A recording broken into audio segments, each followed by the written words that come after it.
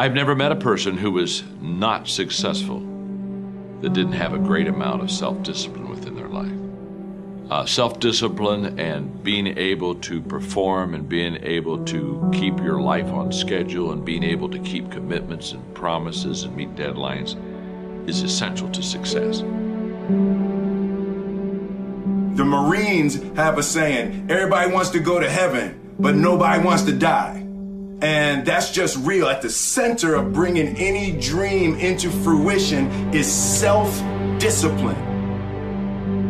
If you don't work out, you don't get a muscle, right? So I always tell people here's a daily practice like priming. If you don't do that, if you get up and you just have no discipline whatsoever, you get no value of anything. Your diets don't work when you don't do them. Exercise doesn't work when you don't do them. But most of the people have some experiences that they want to shift.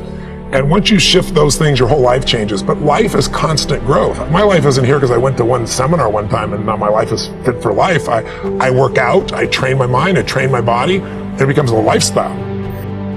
But at the end of the day, guys, when you start feeling that massive frustration, that massive anger, that massive irritation and massive stress, you are about to have a breakthrough.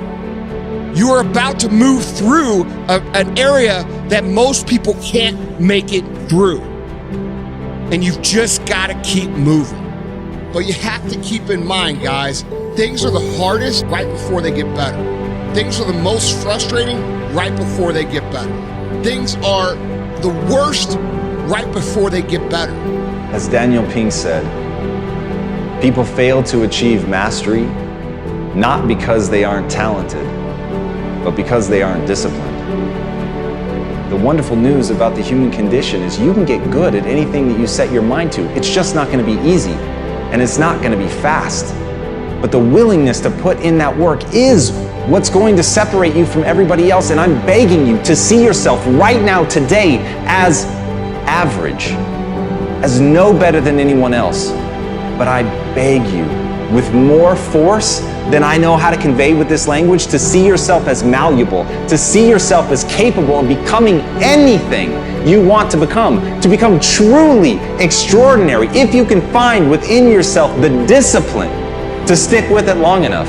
And as Steve Martin said, perseverance is a great substitute for talent. Everybody wants to talk about who's talented. Everybody looks at the person with innate talent as if they have something magical. But to me, it's a gift, it's a handout, it's a freebie. It hasn't been earned.